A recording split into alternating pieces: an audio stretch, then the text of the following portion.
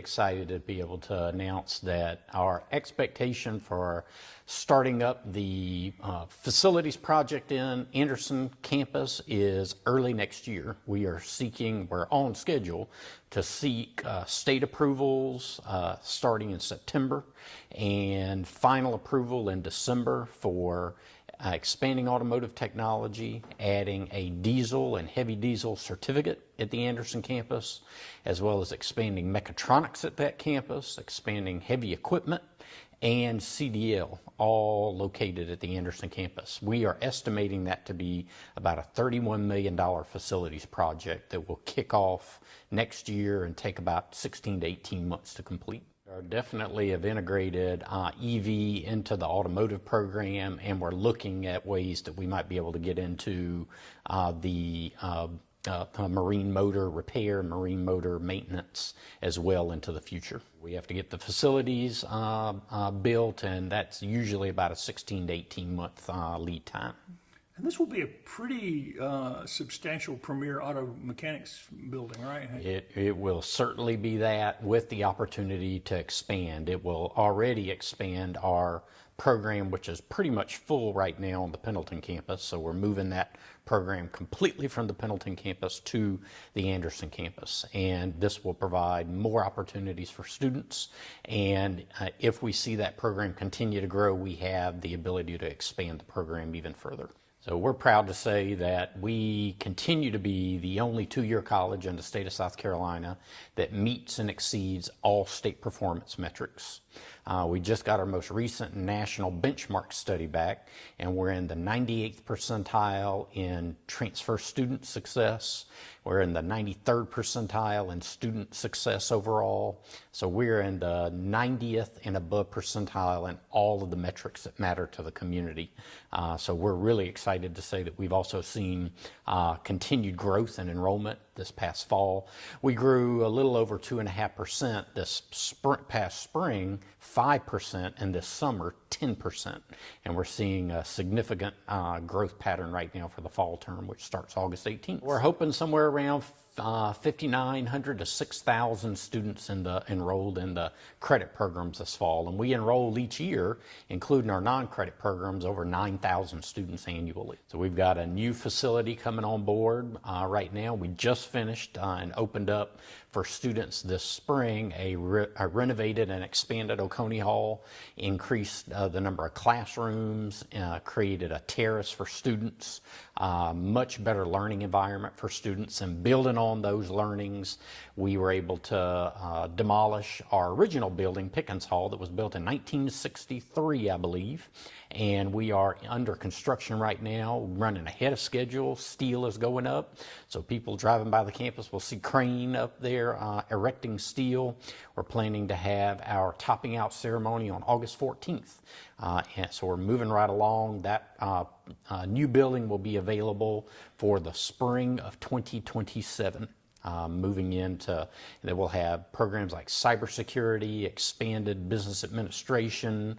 Our IBEST programming will be in there for manufacturing and healthcare. So a lot of vibrant programs to be offered in that building. What areas are seeing the most rapid growth? What programs? So of course, when you get into engineering and industrial technology, we continue to see strong enrollment in mechatronics, which is a high need area throughout all of our service areas, but particularly in Anderson County, where Anderson continues to experience strong growth in manufacturing. So we're doing a good job in meeting that need, but we know we can do better. So we're continuing to expand that program out. In healthcare, proud to say that we've got a great partnership with ANMed, and we have added just a few months ago a physical therapy assistant program that will start up in about a year and a half. ANMed and Elite Physical Therapy have gone into a joint venture together to expand physical therapy services to the community, and Tri-County is proud to be a partner in providing that workforce need in the area, because those students that will graduate will earn a minimum of the $55,000, $58,000 a year, and that's really on the low end. The median earnings are in the mid-60s a year for that program for physical therapy assistant that will start up in about a year and a half once we get all the accreditations done. And then we're looking at ways to expand nursing, because nursing, of course, is a huge high-need area, the largest program in healthcare that we have, and we want to continue to be able to grow that program. So we're working with ANMED on that as well. We do have a new program where we were able to announce where all 5 Anderson school districts are going to be involved, and that is our dual enrollment academy with Clemson University. So this is a first of its kind in the nation program where, working with our school districts, we are going to be identifying this fall a group of students that will start in the first cohort. They'll start this next spring of 2026. And those students will take courses with us for about a year and a half, 2 years, through their junior and then the rest of their junior and then their senior year. If they complete the requirements and meet the GPA requirements, they will gain guaranteed entry into Clemson University into their choice of major, which is unheard of. So we're really excited to be able to launch that program this year as well. Dual enrollment is certainly a priority for us. It's a very affordable way for individuals that are going to go on to a 4-year university to start with Tri-County and get a good, high-quality start with their college experience.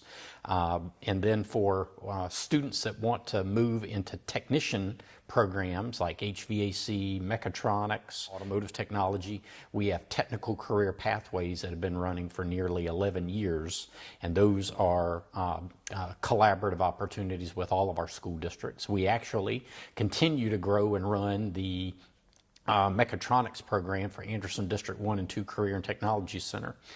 So that program continues to thrive. In fact, our full-time faculty member over there, Mark Franks, was recently identified as the Vocational Instructor of the Year for all of the state of South Carolina. So that was a really neat award that was earned, and it's a great reflection of the partnership we have with the Anderson school districts in Tri-County. Continues to be great opportunities to create pathways into technical programs for our students, and having the AIT right beside our Anderson campus, we're really excited to see how the growth of that Anderson campus in these technical programs are going to be able to leverage those AIT opportunities to create seamless pathways directly into the workforce. We continue to grow our partnerships with Arthrex. We're doing some really interesting, innovative leadership training as we learn about the need for data analytics in manufacturing as AI and machine automation move into advanced manufacturing all throughout our area. We've got great industry partners like Arthrex, where we're working to create some upskilling for leaders in that area. We're looking to create some new scholars programs with Arthrex, and we continue to grow our Manufacturing Works program for high school students that are about to graduate, that partner with First Quality, Arthrex, and a number of others to be able to provide opportunities directly into the workforce. And these partnerships, they help inform what you and the board do when you are putting together y'all's plans, right? Absolutely. Everything is driven by workforce need, labor market need, and then advisory committee input, and they help us to make those decisions. So as we wrap up our past year, we're actually going to be meeting very soon to formulate and solidify those goals. But we continue to have a growth goal because we have a great opportunity in this area to continue to grow all of our technical programs. So we've set budget goals and then stretch goals for enrollment. We're proud to say that right now we're on track to meet that stretch enrollment goal for the fall. We think that we're going to do a really good job for the rest of the year meeting that goal as well for the spring and summer. We're going to continue to grow our community outreach and engagement. It's something that we've done in 2 areas in Anderson County, and we are going to continue to do this work and expand that work this year in Homeland Park and in Honeypath. We've gone into those communities, one being very rural in Honeypath, and in Homeland Park, where we've got some opportunities to help that community continue to grow and to bring in some opportunity for individuals to gain a higher education. So working with community influencers and individuals in that community, we've been able to increase enrollment into high quality, high wage programs by bringing those programs either to the community, for example in Honeypath with CDL training. We are really focused on that building strong communities. We know that when our students come to Tri-County, they've got really the best outcomes of any two-year college in the state of South Carolina, and some of the best outcomes in the United States. But we want to make sure that more of those individuals have access to that high-quality education, and that's really what our board is focused on. Do you face any challenges with recruiting faculty members as fast as you're growing? Yeah, that always continues to be an opportunity for us, particularly adjunct faculty, in particular in areas which are in high need areas. You look at trying to get individuals in computer numerical controls, nursing, mechatronics, all these areas which have really high wage, high growth opportunities in the industry. It becomes tougher and tougher when you've got a strong labor market to get them to come to work at the college and be able to provide that service. But thankfully, we've got some good partnerships with business and industry where they really promote those individuals in their off hours to come and help us out there. But we continue to be looking for good talent. We developed last year an AI strategy document, which is really driving what we're doing. We started with employees first last year, so we engaged Microsoft. Microsoft came in and did training for ethical use of AI, how to effectively write prompts. We have done a number of professional development components with that for employees, which have been very well received. And then our programs are beginning to engage the use of AI where appropriate to be able to help students learn how to analyze data or to effectively use AI in the workforce, because that's something that we're seeing across the board in every workforce area. Every sector is experimenting with figuring out how to use AI, so we have to prepare our students for that as well as our employees. We have finalized our strategic directions, and we are finalizing this coming week our strategic initiatives for the entire academic year. So we're going to be able to announce those in the coming weeks as well. So in general, we want to continue our focus and grow opportunities for individuals to have, for students to have great careers and high potential jobs. So you're going to see more and more innovative programming being developed. That's one big area. Another area is as we compete for talent, because talent competition just isn't, our people aren't competing for talent just in business and industry. Higher ed is as well. So we're looking at reimagining our employee experience at the college as well. So a good bit of work that will be done over the next number of years to make that possible. And then for our students, ensuring that we're improving their student experience. Doing things like major investment at the college in a CRM.